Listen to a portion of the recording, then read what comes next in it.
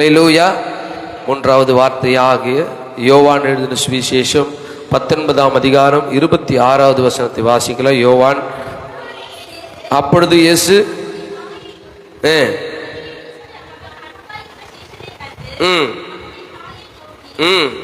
ஸ்திரீயே, அதோ உன் மகன். சீசனை நோக்கி அதோ உன் தாய் என்றார். அல்லேலூயா. சொல்லுங்களை பார்க்கலாம். மூன்றாவது வார்த்தையை அருமையான மகள் மெர்லின் மகேஸ்வரி அவங்க பகிர்ந்து கொள்வார்கள். கரங்களை தட்டி அவங்களை வரவேற்கலாம். கர்த்தர் நல்லவர்.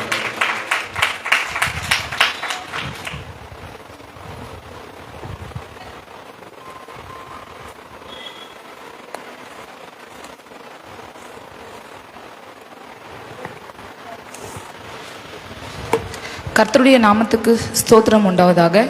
இங்கே வந்திருக்கும் அனைவருக்கும் என் வாழ்த்துதலையும் ஸ்தோத்திரங்களையும் தெரிவித்துக் கொள்கிறேன். ஆண்டவராகிய இயேசு கிறிஸ்து சிலுவையில் கூறிய பொன்மொழிகளில் மூன்றாவது வார்த்தையாக அரவணைப்பு என்னும் தலைப்பின் மூலம் சற்று நேரம் தியானிப்போமா?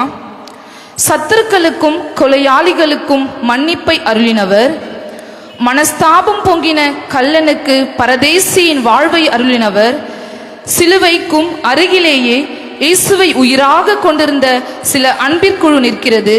அதில் அநேக ஸ்திரீகள் தான். பாக்கியவதியான பரிசுத்த தாயாரும் அன்பாய் இருந்த சீஷன் யோவானும் அங்கே நிற்கிறார்கள். பெற்ற அன்னையாரும் உற்ற அன்பனும் அவனுக்கு உயிரும் ஒப்பற்ற செல்வமும் ஆயிற்றே. இவ்விரு விலைமதிப்பற்ற பொக்கிஷங்களையும் ஒருவருக்கொருவர் இறுதி தானமாக கையளித்தார். அன்னைக்கு அருமகனாகவும் அன்பனுக்கு அரிய அன்னையாகவும். இதைதான் நம் யோவான் எழுதின சுவிசேஷம் 19ஆம் அதிகாரம் 26, 27 வசனங்களில் பார்க்கின்றோம். ஒருவர் 26ஆம் வசனத்தை வாசிப்போமா? வாசிங்க.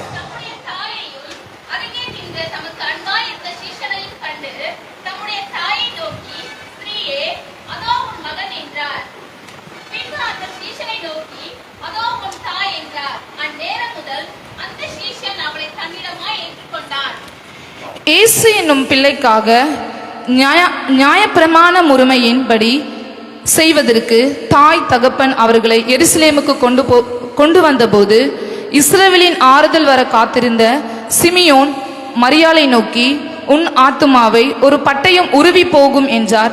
இந்த வசனத்தை லூக்கா 2:35 பார்க்கிறோம். தான் ஈன்றெடுத்த திருமகன் சிலுவையிலேயே வேதனையோடு தொங்குவது இந்த காட்சிதான்.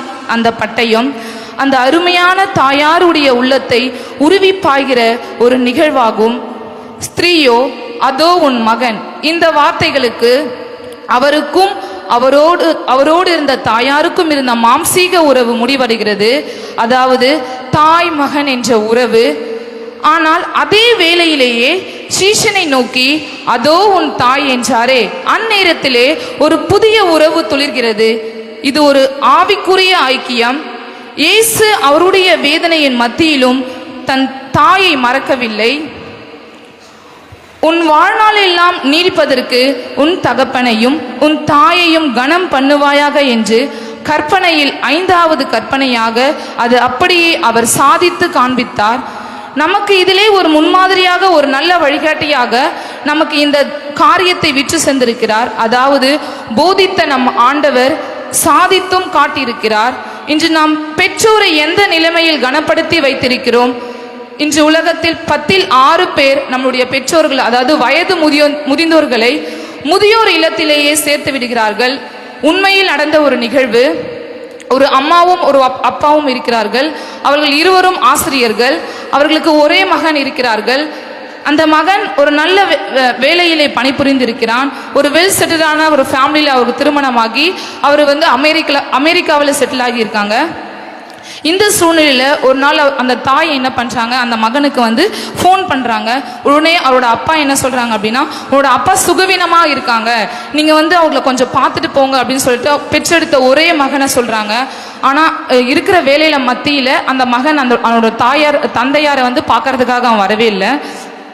கொஞ்ச நாட்கள் கழிச்சு அவனோட அப்பா என்ன பண்ணுறாங்க அப்படின்னா மறித்திடுறாங்க. மறித்து போயிடுறாங்க. இன்னொரு ஒரு வீக் கழிச்சு என்ன பண்றாங்க அப்படின்னா ஃபோன் பண்றாங்க. அவரோட சித்தப்பா ஃபோன் பண்றாங்க, உன்னை படித்து வைத்து ஆளாக்கின, நீ இந்த நிலைமையில இருக்கிற, உன்னோட அப்பாவோட இறுதி சடங்கை பண்றதுக்காவது நீ கொஞ்சம் வந்து போங்க அப்படின்னு சொல்றாங்க. அந்த மகனும் என்ன பண்றாங்க, ஃப்ளைட் ஏறி அவன் பறந்து வராங்க. எல்லா காரியங்களும் 4-5 நாட்கள் அவனோட அம்மா கூடவே இருந்து எல்லா காரியங்களும் அவன் முடித்து விடுகிறார்கள். அந்த தாய் அவன் என்ன நினைக்கிறாங்க அப்படின்னா, அவன் குடியிருந்த வீட்டை 4 கோடி மதிப்புக்கு அவங்க விற்றெடுத்து 50,000 ரூபாயை முதியோர் இல்லத்தில் கட்டி அந்த ஒரு தாயை என்ன பண்றாங்க அப்படின்னா சேர்த்து விட்டுட்டு சொல்றாங்க. அவங்க மகன், அந்த தாய் நினைக்கிறாங்க, இந்த மகன் நம்மளோடு கூட அவன் கூட்டிக் கொண்டு போவார் என்று நினைத்தார்கள். ஆனால் அந்த மகன் செய்த வேலை, அவரோட முதியோர் இல்லத்துல 50,000 ரூபாய்க்கு என்ன பண்ணாங்க அப்படின்னா சேர்த்து கட்டிட்டு விட்டுட்டு போயிட்டாங்க.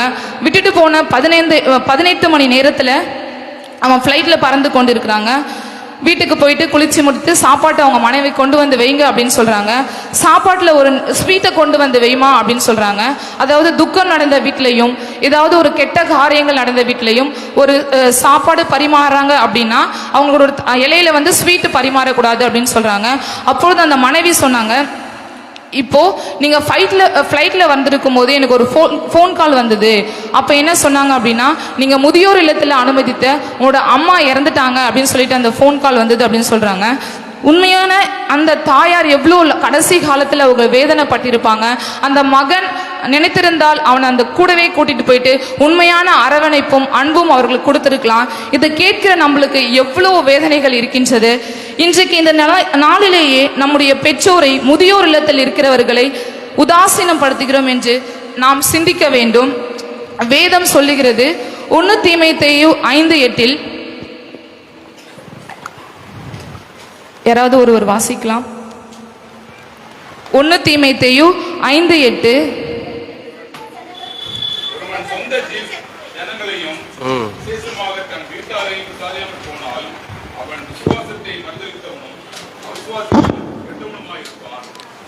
ஒருவன் தன் சொந்த ஜனங்களையும் விசேஷமாக தன் வீட்டாரையும் விசாரியாமல் போனார், அவர்கள் விசுவாசத்தை மறுதலித்தவனும் அவ்விசுவாசத்திலும் கெட்டவனுமாயிருப்பான். இந்த நாட்களிலே வேத வசனங்களுக்கு கீழ்ப்படிவோம். குடும்ப அமைப்பு என்பது ஆண்டவரால் உருவாக்கப்பட்டது.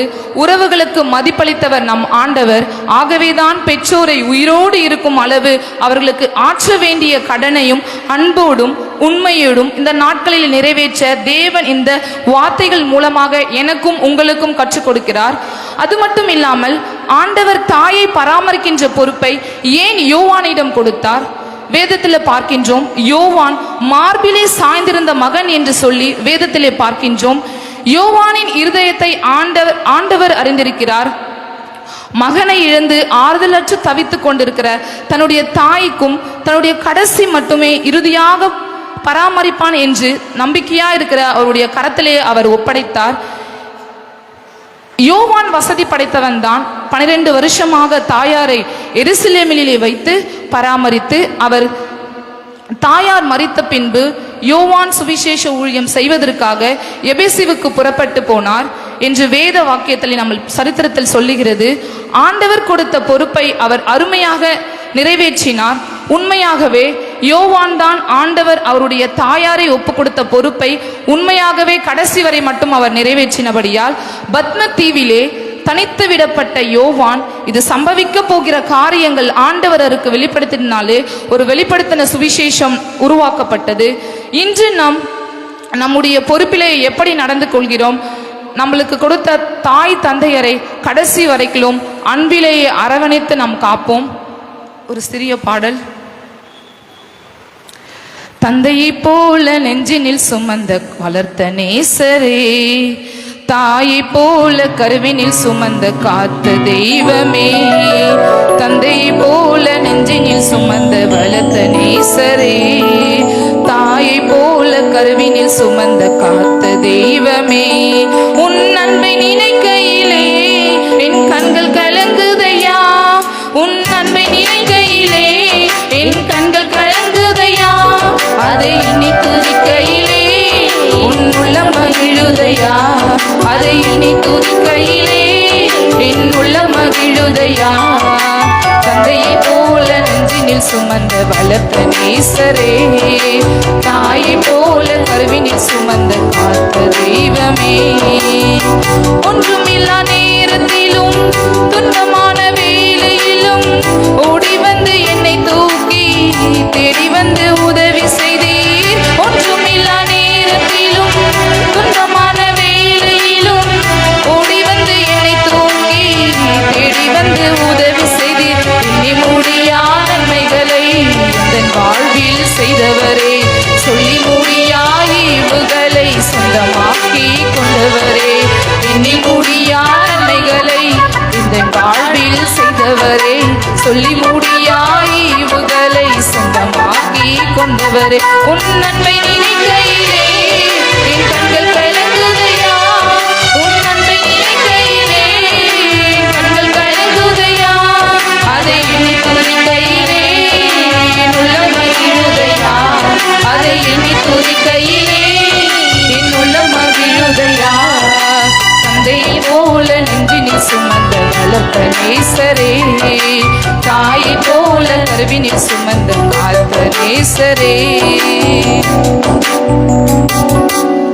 ஜெபம் செய்வோம். இன்று 3ஆம் வார்த்தையின் மூலம் சிலுவையின் அடியில் நம்முடைய உறவின் நிலைகளை சீர்தூக்கி பார்ப்பதற்கு கர்த்தர் ஏற்படுத்தி தந்த இந்த ஒரு ஸ்லாக்கியத்துக்காக நன்றி செலுத்துகிறேன். கடவுளே, ஆண்டவரே, இந்த அடியேனை இயேசப்பா நீர் எடுத்து பயன்படுத்துகிறீர்கள், அதற்காக நன்றிகளை ஏறெடுக்கிறேன். இயேசப்பா ஆண்டவரே, ஆண்டவரே, நான் பேசின இந்த வார்த்தைகளை ஏதேனும் தவறுகள் இருந்தால் என் தயவாய் மன்னித்தருளுங்க. இயேசப்பா ஆண்டவரே, எல்லாவற்றையும் உடைய பாதத்தில் பணிகிற ராஜா, ஆசீர்வதிங்க, பலப்படுத்துங்க. இயேசுவின் ஜெபங்களும் எங்கள் ஜீவனுள்ள நல்ல பிதாவே. அல்லேலூயா. கர்த்தருடைய பரிசுத்த நாமம் மகிமைப்படட்டும். ஆமென் சொல்லுங்கள பார்க்கலாம். அல்லேலூயா. கர்த்தருடைய நாமம் மகிமைப்பட்டும். இயேசுவுக்கு அன்பாயிருந்த சீஷனையும் இயேசுவை இந்த பூமியில பெற்றெடுத்த தன் தாயையும் அவர் ரெஸ்பெக்ட் பண்ற விதமா என்ன பண்றாரு? அன்பாயிருந்த சீஷன் கரத்துல இனி இவங்க உனக்கு அம்மாவா இருப்பாங்க. அல்லேலூயா.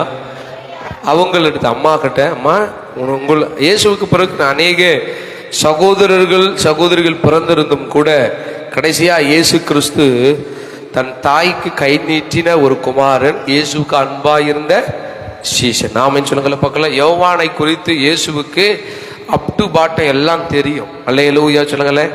ஆனா அவருடைய பிளட் பிரதர்ஸை குறித்து அவர் சொல்றாரு, யார் என்னுடைய சகோதரர், யார் என்னுடைய தாய், தேவனுடைய சித்தத்தின்படி செய்கிறவர்களே என் தாயும் சகோதரமாய் இருக்கிறார்கள் என்று அவர் ஹைலைட் பண்ணதனால் இன்னைக்கு உலகத்துல இன்னைக்கு தேவ சித்தத்திற்கு எதிராய் நிற்கிற அநேக பெற்றோர்கள் உண்டு. தேவனுடைய கட்டளையின்படி செய்யாத அநேக பெற்றோர்கள் உண்டு, அநேக சகோதரர்கள் உண்டு.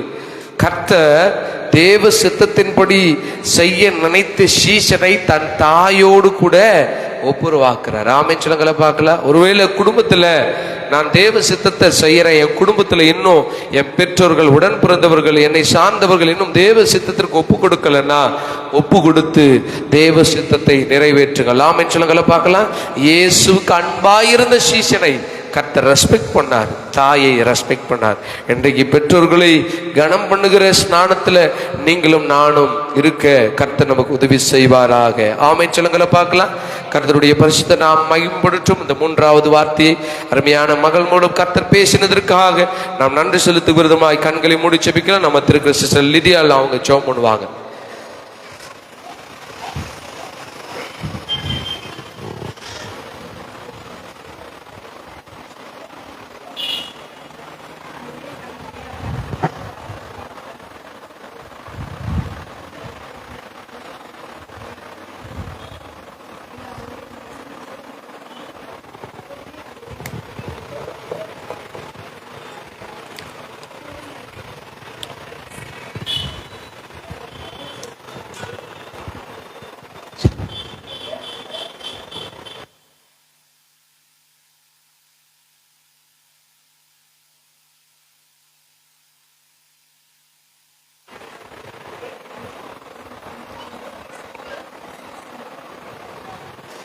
ஆமென், ஆமென். அல்லேலூயா.